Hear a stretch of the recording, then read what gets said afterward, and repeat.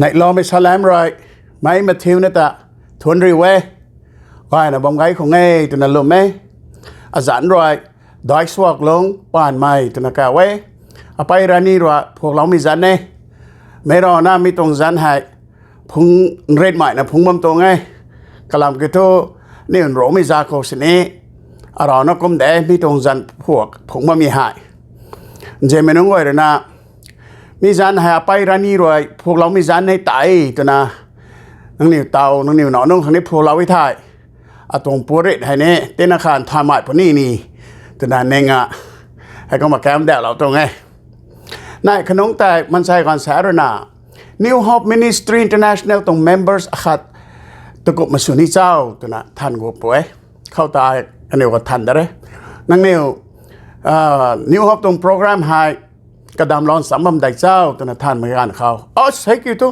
แฮปต์ปุ่มกระดำร้อนสำหรับเทตัวนั้นสอบป่วยให้เข้าตาไอชาเรากันเนี่ยนังเนี่ยรนากระดำร้อนสำละนะกระลมเราละนะมาส่วงเราวิทย์ท่ออันนี้ไม่กวยนะหาย New Hope Ministry International ตัว members ได้ไทยแต่นักก็มาชาเรากันเนี่ยบูไลนะแฮปต์ปุ่มกระดำร้อนสำมันได้ตัววิทย์ท่อนางทุก president เสียพุ่งดนุพุ่งได้ที่เจ้านะเกี่ยวเราก็มีตัวมูลนี้ไหนเกี่ยวกับสังอ่ะอันนี้รนะ New Hope Ministry ของกระลมเรานะกระดำร้อนสำนะมาส่งเราว่าไม่ท่าอันนี้ไม่กวยนะฮะ members เรานั่นดีเท่แต่มีแต่ท่อถ่ายแล้ววะให้ก็มาอันนี้ New Hope Ministry ตรง member ขัดสนะอันนี้เขาอันนี้ตรงเท้าขันไหนให้ก็ตัวรอหวงตรงลาดหายตัวก็ไม่ได้กันดีกุนประได้เขาที่ซอยปลาเรางามนี่นาคันนี้ซอยปันไม่ได้อันนี้ตรงเท้าได้ไม่ได้ให้ก็มาอันนี้หายตัดตังชอตังอ่ะบ้ามันสนิหนูเด้รอหวงตรงลาดหายกระดอยเราหนูไว้ตัดมาสนะชอบตัดมาสนะให้เกี่ยวกับอันนี้ต้องฟอนเขาแต่แชร์สนะก้อยนึงแล้วก้อยไม่เขารูปเรียนไม่เขากระบำบะเขาบ้าไม่นุ่งบ่อยนะครับแชร์สเราไว้ถ่ายนางอ้อยถ่ายรองหวงตรงลาถ่ายเด่นกระดอยแต่บ้าไม่ไทยเด่นกระดอยบ้าไม่ตรงเขาหายอันนี้กระดามร้อนซ้ำบ้าไม่ตัวไม่ได้นางเนี่ยนี่ถ่ายแล้วว่าตัวชาวเรานี่โบราณนะอันนี้ให้ English ตรง Subtitle หน่อยนะบ้าไม่ก็มาจางก็รู้ไม่รับมั่งไม่นุ่นสินี่เจ้าเราลันแต่ตัวแบบตอนอุทัยให้ก็มีอย่างครับ member ขัดสนะ share สละวะ subscribe สละวะ comment นี่ติละวะ suggestion นี่ติละวะตัวมีได้executive director ขัดสนะอย่างห่วยตรงไงไหวแท้ใช่ฮะนี่ขังลูใจเรานี่ไม่ให้เรียนแป้ง Baptist Church หนุ่มบ่าวแจ้ทั้งรุ่นน่ะใจเราปนี้กันนี่เราโซเรานี่ไม่รู้ให้ only sinners ตัวน่ะหิมทวนลูเซิงริกตสัตนัสนายแต่เจ้านัสมดอนระบำปัวอันนี้ส่วนสามก้อยข้างใต้ให้ก็มาใช้ให้ปริพงศ์เรานี่ไม่ให้อปามิปูขานี่คริสตาเขาอัสนอสนะบามิปู Reverend Zach Szmara ตัวมิปูให้ Bridge Community Church ตรงพาสเตอร์คาเร่ให้ก็มาขมายเรื่องปริพงศ์เราปนี้ก็ตรงปริตรงคุยดุนมีตรงลาดเรื่อง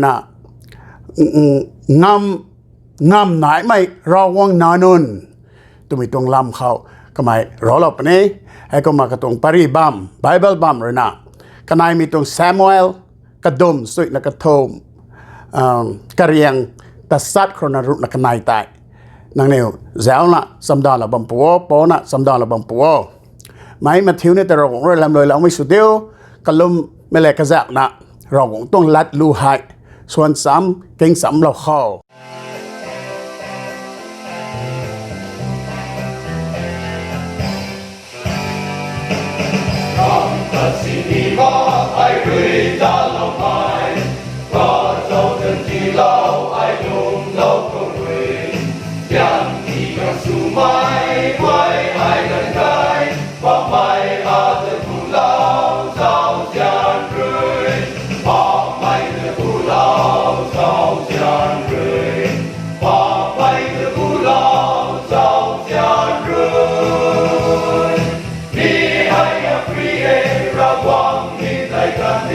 บอกไป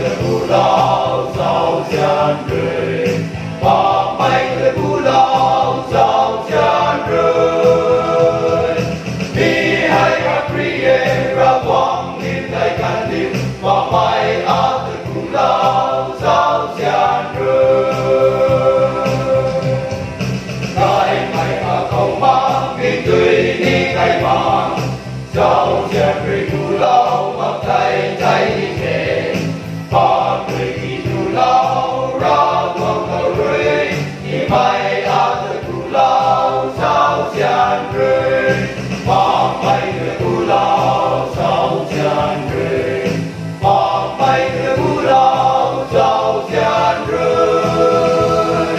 Rihmei a priye Ravguangc in Lai Ngamv, Panmei ate kulau sao xian rui.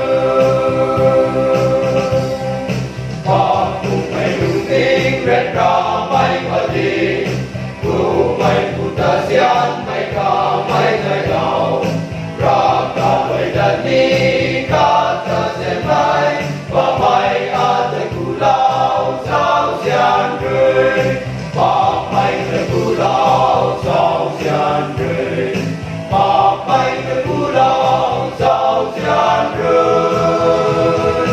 Đi hay a priye ra quang kim Lai Ngamv, và mai a te kulau sao xian rui.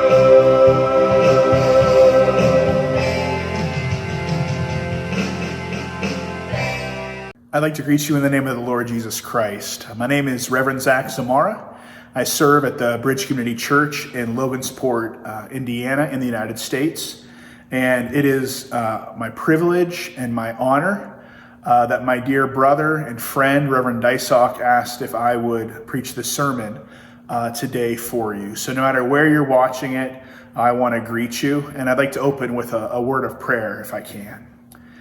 Jesus, we thank you so much for your presence in our lives.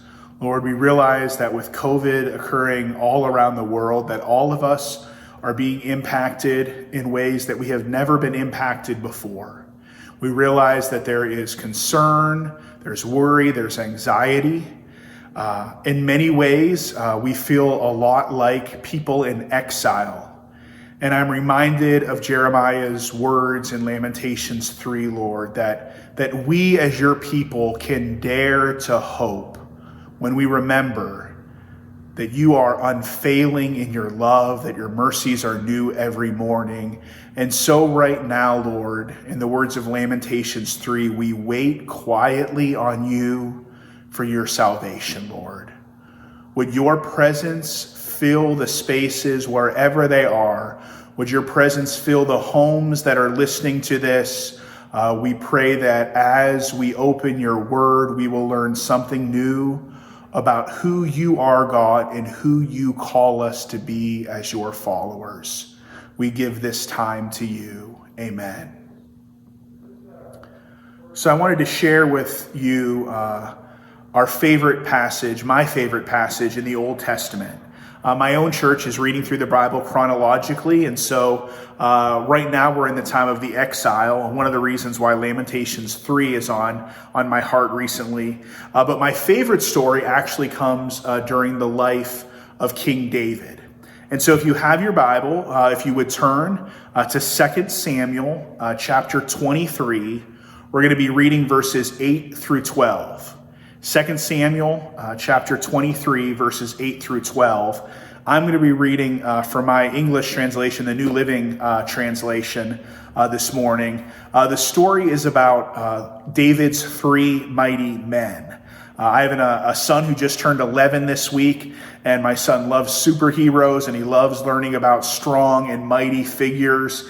And I think this story in the Bible, in the Old Testament, has a lot to tell us about it, what it means to truly be mighty, truly be powerful for the living God. And so let's read 2 Samuel chapter 23, starting in verse 8. These are the names of David's mightiest warriors. The first was Jashoabim, the Hakmonite, who was the leader of the three mightiest warriors among David's men. He once used his spear to kill 800 enemy warriors in a single battle. Next in rank among the three was Eleazar, son of Dodai, a descendant of Ahoah. Once Eleazar and David stood together against the Philistines when the entire Israelite army had fled. He killed Philistines until his hand was too tired to lift his sword, and the Lord gave him a great victory that day. The rest of the army did not return until it was time to collect the plunder. Next in rank was Shema, son of Agi from Harar. One time the Philistines gathered at Lehi and attacked the Israelites in a field full of lentils. The Israelite army fled, but Shammah held his ground in the middle of the field and beat back the Philistines. So the Lord brought about a great victory. So 3 mighty men of David. The first was Jashobeam. And I think what he helps me understand is as you read the story, you read that he by himself, one man against 800. I'm reminded that our God is a God of science. He's the creator of the universe. And so many times how God works in our world is through circumstances that can be easily explained. Sometimes when we pray for healing, God uses doctors and medicines, and we praise God nonetheless because we believe that God is the creator. And so since God is the creator, God uses science and God uses the natural laws. And yet sometimes we need reminded that our God is even greater than those things. Sometimes we need reminded that our God can do the impossible. And so the first mighty man teaches us that when you have one person against 800, obviously that's not a fair fight. In fact, if it was 1 against 10, you'd say that's not fair, but maybe if the person was strong or mighty enough, he would stand a chance. But there is no possible way in human terms that one can take on 800. And yet, in this story, it occurs. And so I am reminded again and again, in the words of Jesus, that with man, this would be impossible, but with God, all things are possible. May I remind you of the words in Ephesians 3:20 and 21. Now to him who is able to do immeasurably more than we could ask or imagine, according to his power that is at work within us, to him be the glory in the church and in Christ Jesus throughout the generations forever and ever. Amen. Ephesians 3:20 and 21. I am reminded that God, our God, the living God that we serve, does the impossible. And so my question for you this morning, when it comes to Jashobeam, the first is what impossible thing are you asking God for? Are there things in your life that you've kind of given up on, and yet God is calling you saying, I can do the impossible. Would you just pray the impossible, because I am a God that is big. I think at times we make God small, and we act like he can't act. And we don't want to ask him something that might be disproportionate. But may I remind you that our God is a big God who does the impossible on a regular basis, and that what he is asking for us is not necessarily that we will pray for things that we can do with our own strength and on our own might, but that he is asking us if we would do things with his power and with his strength. So take a few minutes, whether it's today or this week, and think, what are the impossible prayers that I am asking God to answer? And also realize some of you listening feel like God is calling you to do something that you feel like there is no way I can do on my own. And may I remind you of the scripture that we read this morning, that God many times uses one person, and with his strength, you can say yes and do the impossible. So here's the second one. The second one's name is Eleazar. And what I love about this story is Eleazar isn't by himself in this story. Eleazar is with the full army of Israel. And in the parallel passage in Chronicles, when it talks about this story, it says that the army of Israel is actually taunting or insulting the Philistine army. And so they're preparing for battle, one army on one side, one army on the other side, and they're feeling big and strong, and so they're shouting insults, we're better than you and we're bigger than you. But all of a sudden, when the battle begins, it says that the Israelite army turns around and runs away, and Eleazar is left with a decision. The question becomes, will I only give words to my devotion to God? Will I only talk and say the right things?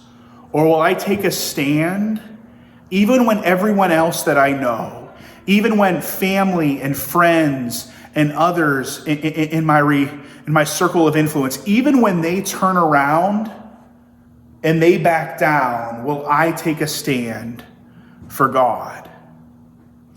In the world today, there are many people who, with their words, they might talk up that they're going to stand strong, that they're going to be different, that they're going to live for God.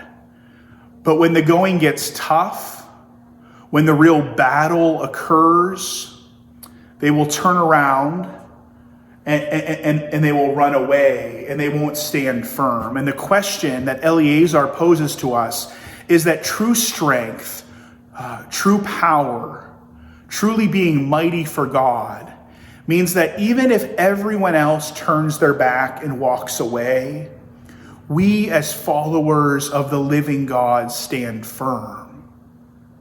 And even again, when the odds are impossible, with God on our side, we can have victory. One other thing to keep in mind with Eleazar is that the story tells us that when the battle is over, the army of Israel returns.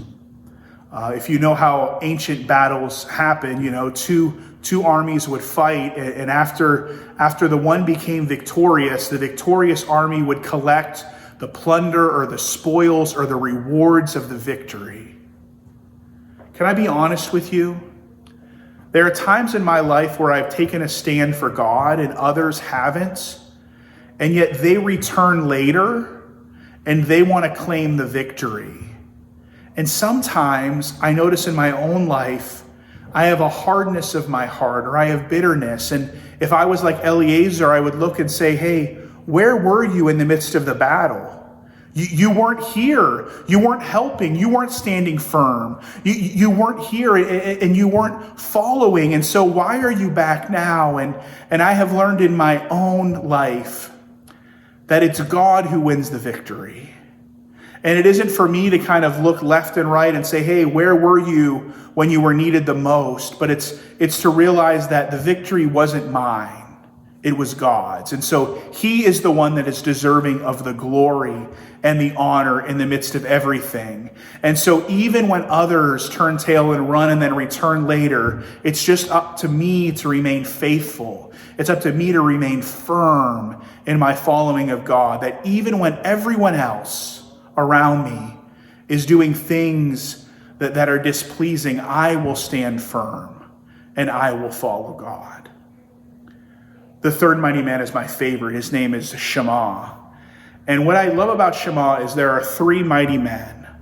So we had Joshua Beam, who did the impossible for God. We had Eleazar, that when everyone else turned and ran, he stood firm.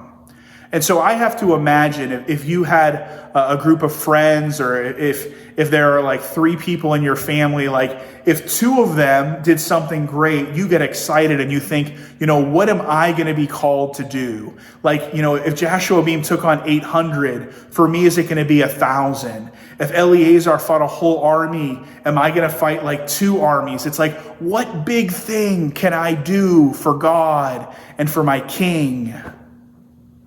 If you read the passage, you realize that where Shema is sent is to a field full of lentils, a field of beans. I don't know what that was like, but I think I can imagine. I think I can imagine wanting to do something big for God, wanting to do something impossibly huge, something that when I would live up to the name of the three mighty men. And King David saying, Shema, what I want you to do is go over there, and I want you to stay and wait in a field full of lentils. I have to imagine that when you're willing to do big things, it's a bit of a letdown when you're called to do small things. And I have to imagine that Shema may have questions and thought, well, wait a second. I'm too important to be in a field full of beans. I think I need to be sent and to do important tasks. I need to go to fight armies, and I need to be involved in the big things in life. And yet our God and his servant King David understood that attacking armies are hungry. He understood that at some point there would be a need in that field full of beans. And so if Shema would stay and wait in the field full of lentils, at one time he would be in the right place at the right time to be used by God to accomplish something big, even though Shema thought that there was no way anything of any significance could happen in a field filled with beans. I got to be honest, Shema teaches me more than the other two. Because in my own life, I have found that I am willing to be obedient to God when he calls me to big things, when he calls me to do things that are big and in the spotlight. But it's harder for me to be obedient to God when he calls me to do small, simple, mundane tasks. When God says, would you live for me day in and day out, will we say yes to him? When God says, will you do the small things that seem insignificant, will you still obey me? Are you only willing to do the big things that everyone else sees, or will you do the small things that you get no recognition for? I have learned that obedience, real obedience, biblical obedience, isn't saying, God, as my Lord and as my King, ask me what to do, and after you tell me, I'll think about it, and then I'll determine whether to say yes, maybe, or no. I have learned that biblically, true obedience, true surrender to Jesus being the King of our lives means, Jesus, even before you ask me, even before I know, I say yes first. And so Shema teaches us that it's just not about the big things in life. That following God is about the small things. It's about being prepared in our everyday life, being ready, and trusting God's wisdom that he will put us in the right place at the right time to have a great victory for him. And so not everyone is called to be like Reverend Daisok, who gets to teach messages and preach to hundreds and thousands of people. Maybe for you, especially during COVID, all God is asking you to do is to stay home and be faithful in the midst of your family. Or maybe it's to be faithful in whatever job he has called you to. And maybe what he's using you is to befriend a neighbor or a family member or a coworker. And in living your life and in doing the small things and in being faithfully obedient every single day, God is accomplishing something. You are significant when you say yes to God. It isn't about just doing big things. It's about being Shema. It's about being willing to say, wherever the King calls me, I will go. Whatever the King calls me to do, I will say yes to. Yes, I will say yes to doing the impossible, and I will believe that God can accomplish exceedingly and abundantly more than I could ask or imagine. But even if God calls me to something small, something that is seemingly insignificant, I will obey and I will say yes. And I will understand that many times the way that God works is through using the small and the weak and the insignificant to accomplish exceedingly abundantly more than we could ever ask or imagine. So this week, 3 things. Number 1 is, what is the impossible thing that you're asking God? If you have made God small and you're only asking him for small things, I would encourage you to realize that the God we serve is the creator of the universe, and that God can do impossible things in our midst. And so continue to bring even impossible requests before God, because we serve a God who still works miracles, can still use one person to conquer and have victory over full armies. The second question is, are you willing to stand firm in your walk for Jesus? Even when everyone else might turn and run away, even when other people fall, will you say that as far as it is up to me, I will follow God, I will stand firm, I'm not going to turn and run, I'm going to give it my all. And finally, not just in the big things.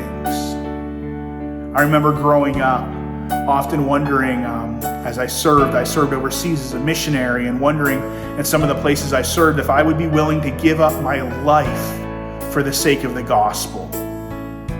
But sometimes it isn't about that. Sometimes it's about saying, are you willing to daily live for the sake of the gospel? And sometimes that's harder to every day, Monday, Tuesday, Wednesday, Thursday, Friday, Saturday, every day to wake up and say yes to God, and every day in the little things, not just the big things, follow God and obey Him.